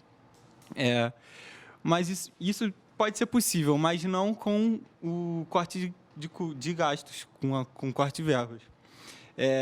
Eu pude estar no Texas mês passado e podemos observar lá, como se fosse aqui, o TCC, que é a dissertação para o trabalho de fim de curso. Lá é completamente diferente, porque as empresas vão até a universidade, são mais de 200 empresas vão até a universidade, e os alunos apresentam trabalhos voltados para solucionar os problemas das empresas. Então, a engenharia está voltada completamente ao lado de solucionar problemas reais que acontecem. E aqui a gente vê outra coisa, outro nível. A gente propõe, mas as empresas não vêm até nós. Isso distancia a nossa conversa entre nós, a universidade, e a sociedade. Isso distancia muito mais. E eu gostaria de mudar isso. Acredito que isso vai melhorar muito a situação, isso não só para a graduação, mas pós-graduação e ensino médio. Os alunos de ensino médio não são menos qualificados que a gente, de graduação, de pós-graduação, isso não existe. Acho que tem que ter um pensamento crítico desde a base, tem que fortalecer a base. Eu pude estar na escola SESC, de ensino médio. Lá o nível é completamente diferente do que a gente vê nas escolas públicas brasileiras, que a gente vê nas escolas particulares brasileiras. É muito diferente. Lá você tem o estímulo para o aluno estudar, além de estudar, fazer alguma coisa que ele goste. Colocar em prática o conhecimento que ele está gerando em sala de aula. Isso a gente vê pouco dentro da universidade, dentro do ensino médio, dentro desses ciclos de educação. Isso pode ser isso é o futuro, acredito eu, que é o futuro para a nossa sociedade, aplicar o que a gente aprende em aula, não criando mais aula, mas aplicar o que a gente já tem de conhecimento na sociedade. Isso é o que falta e isso é o que a gente sentiu que os Estados Unidos está evoluindo e a gente não. E é isso. Ok. Professor Waldeck. Olha, Osíris, eu devo tudo à educação pública. Tudo, absolutamente tudo. Eu sou filho da Escola Pública Brasileira, Escola Municipal Evaristo da Veiga, Sobral Pinto e Colégio Estadual Brigadeiro Shor, todos em Jacarepaguá. Sou filho da UF, onde me tornei professor, onde eu fiz o mestrado, com bolsa de estudos custeada pelo fundo público. Fiz doutorado numa universidade pública francesa. Devo tudo à educação pública. E mais ainda, quando eu percebo, no caso das universidades públicas brasileiras, como mudaram para melhor. Porque mudou a cor da pele dos alunos, mudou o tipo de cabelo, a procedência regional, a origem socioeconômica. Como que isso fez bem a essas instituições? Como as qualificou ainda mais, né, para contrariar e para desgosto do preconceito instalado quando a política de cotas se instalou há cerca de 20 anos aproximadamente. Portanto, quero dizer o seguinte, assim, todos os dados, né, relacionados à produção científica brasileira, todos os dados relacionados à inteligência nacional estão diretamente vinculados, né, ao trabalho de ciência, de pesquisa, de formação de quadros, de extensão universitária, enfim, feitos nas universidades públicas. Evidentemente, tem instituições privadas com muito valor, né? Não são muitas no Brasil, mas, de modo geral, o essencial da nossa produção está no parque científico público, estatal. E a gente precisa defendê-lo de maneira muito, muito firme, muito intensa. Por isso que eu acho que esse programa abre uma vereda importante, né? E preocupo muito com o Rio de Janeiro, vou concluir, esse é o CREA-RJ. Os ataques às universidades brasileiras, os ataques à ciência no Brasil, devastadores, são ainda mais doloridos e duros no Rio de Janeiro, que é o estado que cedia o principal acervo de instituições públicas de ciência, de pesquisa e de inovação. Então, assim, se isso é grave em todo o Brasil, nós, no Rio de Janeiro, sentimos mais na pele. Aqui nós temos, além das nossas 4 universidades federais, UF, UFRJ, Unirio, Rural, temos o Instituto Federal Fluminense, temos o IFRJ, temos o Cefet, temos o Museu Nacional, temos o INPA, temos o CBPF, temos o LNCC, temos o IBICT, temos a Fiocruz, temos o IBGE. Portanto, assim, o Rio de Janeiro, inclusive, sofre muito. Eu me espanto, quero aqui aproveitar para dizer, no tempo que ainda tenho, me espanto que a gente não tenha ouvido uma palavra do governador do Estado se insurgindo contra os ataques às instituições de ensino superior de pesquisa, de ciência, né? Boa parte delas sediada no Rio de Janeiro. O Rio de Janeiro, para sair do buraco em que se encontra, para construir um novo projeto estratégico de desenvolvimento, precisa dessa inteligência instalada nesses campos universitários. Só isso, só a conexão com essas pesquisas, com a ciência ali produzida, com a inteligência ali formada, vai permitir ao Estado poder construir um projeto estratégico de desenvolvimento igualitário, inclusivo, que é o que a gente precisa. Portanto, estou aqui feliz de participar desse debate, esperando um novo convite, que não é um convite, na verdade é uma convocação. Temos a COP com o Maglev. Pois é. Olá. Então, primeiramente, eu gostaria de agradecer, né, por ouvir diferentes opiniões, né, de lados diferentes, conversando sobre um assunto que realmente pensa na gente, nós estudantes, como a gente pode se inserir no mercado de trabalho, como pode melhorar a vida da gente, né, como pode melhorar o nosso conhecimento. E a minha consideração final, eu gostaria de falar um pouco relacionado a a população e o estudante brasileiro, ele é criativo. O que a gente falta na área de investimento, de estrutura na nossa universidade, a gente compensa com criatividade. A gente conseguiu perceber isso na competição, que, assim, toda a universidade lá, eles tinham mais de 30 impressoras 3D, eles tinham vários tipos de equipamento, e a gente só tinha para fazer o nosso equipamento, né, para competir na competição, madeira e cano PVC. Então, assim, a gente utiliza muito da nossa criatividade. O brasileiro é muito criativo quando você pensa em inovação. E acredito que isso seja um ponto à frente de todas as outras pessoas do mundo, entende? A gente tem uma coisa muito, muito interessante ao nosso lado, que é trabalhar com isso da criatividade. E a gente ajustando as coisas certas, a gente percebendo com todos os assuntos, a gente percebe que devido a essa diferença, né, de idade das universidades, o Brasil não está tão atrás. O Brasil tem chance de competir nisso. E, assim, não é só o objetivo do estudante correr atrás. Não é o nosso objetivo da gente sozinho ganhar uma competição. A gente ganhou uma competição, mas teve, obviamente, toda uma carga dos nossos professores, dos nossos orientadores, que influenciaram a gente para isso. Então, o objetivo da universidade não é só você criar conhecimento, na minha opinião, é você incentivar a pessoa a gostar, a realmente fazer o que ela gosta, ela realmente se identificar no mundo que ela trabalha, porque isso é uma das formas de você conseguir realmente, assim, mudar o mundo ao seu redor, não necessariamente só fazer uma universidade para você dizer, eu tenho um diploma, mas sim criar um objetivo de vida para você. Professora Cláudia. Bom, eu agradeço a vocês a paciência de me ouvirem, e eu gostaria de falar uma última, deixar um recado meu, né, para vocês que estão me ouvindo, né? Quando o fio condutor de nosso debate, o que justifica o forte ataque à educação, né? A palavra justifica na área de educação, não é? Nas escolas, significa o que é relevante. O que é relevante a ponto de nos atacarem como estão nos atacando, né? Eu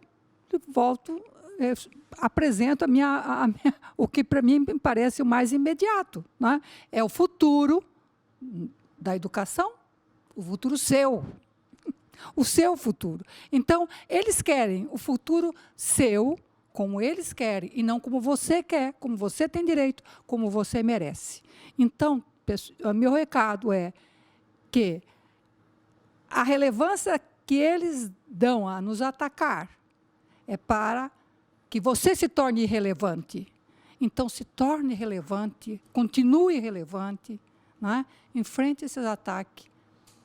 Vamos à ciência, vamos à cultura, vamos à tecnologia. Bom, quero também agradecer esse momento, esse espaço de aprendizagem aqui, é muito importante, porque toda vez que a gente está aqui achando nesse diálogo, a gente está aprendendo muito com as várias posições, isso é muito rico, né? A gente vai se fortalecendo, mas eu queria encerrar com duas referências, uma nacional e outra internacional. A referência nacional é simplesmente a Carta Magna brasileira, que diz que a educação, ela tem 3 objetivos. Ela visa ao pleno desenvolvimento da pessoa, o seu preparo para o exercício da cidadania e sua qualificação para o trabalho. Portanto, qualquer projeto de educação que não tenha esses 3 pilares é inconstitucional. Então, mude a Constituição se quiser falar que a cidadania não é elemento importante na formação educativa. Isso é a Carta Magna brasileira. Portanto, até agora, é ela que vale. E a outra referência internacional, e aproveitando uma deixa do Felipe, né, é o relatório do Fórum Econômico Mundial, onde concentram-se os países mais ricos e as empresas mais ricas. E ele elenca 10 habilidades que o profissional do futuro deve ter. A mais importante, a capacidade de resolver problemas complexos, porque não é possível, não existe problema de matemática, de física, existe problema real, que é é um problema que interrelaciona os conhecimentos humanos e que gera consequência, eu tenho que saber dessas consequências. Segundo, pensamento crítico, Quem está dizendo isso aqui é o Fórum Econômico Mundial. Pensamento crítico. Então, se alguém acha que desenvolver pensamento crítico na universidade, na escola, como muito bem dito aqui pelos nossos jovens, é algo comunista, esquerdista, doutrinador, não está compreendendo o movimento internacional dos principais players econômicos deste mundo e que, infelizmente, cada vez estão se reduzindo mais pela concentração de renda. E o terceiro, e aí, Felipe, para a gente saber que os brasileiros estão bem, é a criatividade. A criatividade é a terceira habilidade que espera-se de um profissional do futuro. Então, parabéns a vocês dois e todos os jovens brasileiros que estão lá, que mesmo diante de dificuldades extremas, acreditam no seu potencial e saibam que vocês serão os responsáveis para fazer deste país um país mais generoso, mais justo e que o conhecimento deles esteja a serviço de um futuro alargado e não estreitado, como está se apresentando, infelizmente, no mundo e muitas vezes, alguns movimentos nacionais. Portanto, eu quero mais uma vez agradecer esse momento, eu saio daqui ainda mais fortalecido, mais desafiado, mas tenho certeza que esse debate foi um grande debate, abre portas e, como diz o nosso querido Valdec, mereceria outros programas, né, porque os assuntos não são estreitos, são largos. Mas é bom sempre assim, sempre eu gostei, eu quero mais. Então, porque a educação é isso. Quando nós acharmos que nós atingimos a excelência, nós vamos perceber que tem muito mais para caminhar, ela é instigante, é desafiadora, é utópica. Tá bom? Um forte abraço. Bom, então eu vou me despedir aqui agradecendo aí o convite do CREA e acho que as notícias que o Cossenza anunciou ali da construção de uma frente, né, em defesa da frente parlamentar mista pela educação, eu acho que ela tem que ser ampliada, não pode ser só parlamentar. Quer dizer, eu, por exemplo, sou amigo pessoal do presidente da SBPC, o Ildeu Moreira. Eu já o chamei várias vezes para vir aqui, mas ele tem uma agenda extremamente complicada, ele não para em Brasília, em lugar nenhum. Mas seria uma pessoa interessante a gente trazer para ampliar o debate, até porque ele tem um conhecimento muito grande da produção científica e tecnológica do país. Uma outra questão que eu vou encerrar aí aqui a minha intervenção, e a gente não tocou muito, é a questão da educação e o mercado. Quer dizer, é um problema ideológico da tentativa de submeter a educação ao mercado, ou seja, criar cursos que sejam cursos para o mercado. Acho que é uma visão empobrecedora da questão da educação, até por essas questões que você levantou. Quer dizer, para a educação atender a esses requisitos, ela não pode se submeter ao mercado. Não que a educação vá ser uma insurreição contra o mercado e a gente só vá formar profissionais que não sejam, quer dizer, cair no extremo oposto. Não é isso. É evidente que qualquer formação ela visa a sua realização profissional e é claro que vai ser no mercado. Agora, a educação não pode ser uma commodity, quer dizer, aí a nossa crítica que a gente sabe que tem várias instituições privadas que são de excelência, tem muitas, as PUCs todas são muito boas, né? Quer dizer, não é nenhuma crítica à questão, não é reduzir o debate à questão de privado e estatal, não é isso. Mas a questão da educação, ela tem que atender a esses requisitos, ela não pode ser uma commodity, quer dizer, você construir uma instituição para obter lucro em cima da educação, porque existem outros requisitos que a educação ela requer uma série de outras coisas, de desenvolver a personalidade do estudante, né, o florescimento de uma personalidade, a questão da cidadania, tudo isso é fundamental. E a visão de lucro, a visão de transformar numa commodity, naquilo que dá lucro, ela é incompatível, a meu ver, com a questão da educação.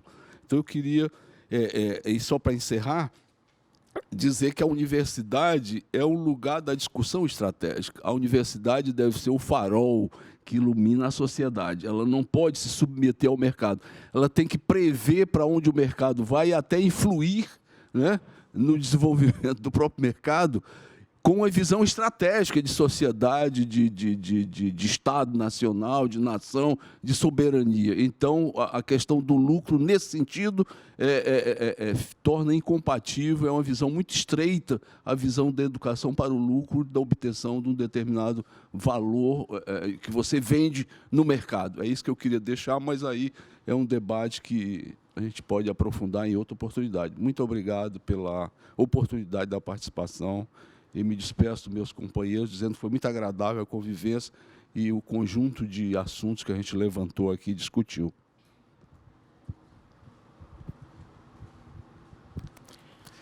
Queria concluir também agradecendo muito o convite. É uma ótima oportunidade de fazer esse diálogo, ouvir outras perspectivas. E queria encerrar com 2 eixos nesses poucos minutos. O primeiro, tocando, foi só pontualmente falado aqui da questão da escola sem partido, e isso está também conectado com uma revalorização do ensino militar, da escola militar, dessa forma de, segundo alguns, aprendizado. Bom, nem todo mundo sabe, eu estudei na Academia Militar das Agulhas Negras. Fiz parte da formação nessa instituição, uma instituição que se diz de ensino e é colocado como uma questão modelar nessa produção de conhecimento, segundo algumas perspectivas do que seria o ensino militar. Ora, eu lembro muito bem que no pátio central, não sei se vocês já tiveram a oportunidade de ir na AMAN, no pátio central dessa instituição, há uma frase colocada lá que a gente tinha que ouvir todos os dias, que era assim: cadete, o posto militar que nós tínhamos lá, ides comandar, aprendei a obedecer. Bom, para mim, em relação a essa questão da educação como cidadania, uma educação libertadora, tudo o que eu não quero como professor é que os alunos me obedeçam. A produção de conhecimento não pode se dar em torno de você ter no professor um superior hierárquico ao qual você deve obediência. Os alunos, as pessoas na sala de aula, elas têm que estar livres para a crítica, para o exercício da contestação, para o diálogo que se coloca, inclusive, na oposição ao conhecimento transmitido e, a partir daí, da produção do conhecimento. Então, acho que essa é uma questão central, porque isso fala de perspectivas de nação, de perspectivas de pessoa. Nós queremos uma educação que seja libertadora, que seja crítica, ou nós queremos uma educação em que as pessoas aprendam a obedecer? E o pior, aprendam a obedecer para que alguns, não todos, possam estar numa elite que as possibilitem de mandar. Eu acho que isso é tudo o que uma educação não pode fazer. E, para encerrar na questão desse conhecimento complexo, onde a gente sai dessa ideia de mando e obediência, eu queria pensar, vi um vídeo que foi colocado e gostei muito da questão do conhecimento que foi posto para a dimensão da acessibilidade. Na próxima sexta-feira, daqui a uma semana, eu vou estar na banca de um orientando meu de mestrado que fala sobre a questão da acessibilidade no centro de Niterói. E essa questão, portanto, de um conhecimento que a gente possa dialogar na produção de novas tecnologias, mas também que pense isso a partir do ponto de vista do usuário, de entender quais são as significações que a questão da deficiência, por exemplo, tem, fala de algo que a gente tem que avançar. Uma produção que seja crítica, uma produção que olhe a partir de diversas dimensões. E é também nisso, e aí eu encerro, que eu penso que a defesa nossa da educação tem que se dar. Eu acho que um problema é eu tenho um prazer enorme de ter do meu lado um diretor do sindicato, dos engenheiros, porque eu acho que essa é uma dimensão que nós precisamos recuperar dentro da universidade. Porque quando houve o projeto GERES, na década de 80, de ataque ao ensino superior, foi a união entre UNE, Andes, FASUBRA, sindicatos, conselhos, SBPC, que produziu a resistência a isso e que desagou nos avanços da Constituição de 88. E eu acho que nós precisamos ter um reencantamento dessa dimensão sindical, dessa dimensão das associações, dos diretórios, das uniões estudantis, porque a gente precisa dessa nova frente em defesa da educação que resgate essa dimensão da nossa atuação sindical, da nossa atuação política, no sentido mais amplo, mais pleno. Porque uma universidade, ela pode ser, obviamente, sem partido, e uma dimensão diferente do que esse slogan coloca, mas a universidade não pode ser um espaço, nem a escola, de mordaça. Ela tem que ser um espaço eminentemente político, da discussão da polis, da discussão da nação, da discussão dos destinos que a gente quer para o nosso país. E é essa educação libertadora, portanto, que a gente tem que reencantar na nossa juventude e muitos dos nossos colegas que ficam, às vezes, na sua dimensão mais utilitária, mais imediatista. Parabéns a todos que tiveram a paciência de assistir esse CREA Debate. Nós somos privilegiados, porque até nos agradecimentos o conhecimento é distribuído e é enriquecedor, até nos agradecimentos. Então, foi uma oportunidade fantástica. Parabéns a toda a equipe, né, que participou da criação e da construção desse CREA Debate. Em nome do presidente Luiz Antônio Cossenza, queremos agradecer a cada um de vocês. Obrigado pela participação aqui hoje. E convido a todos vocês ao próximo CREA Debate, ao 8º CREA Debate. Nos assista na Web TV, né, no site do CREA, você poderá assistir todos os CREA Debates, todos os outros CREA Debates. Portanto, até o próximo mês. Muito obrigado pela sua participação, muito obrigado pelo seu acesso a esse canal de conhecimento. Até a próxima.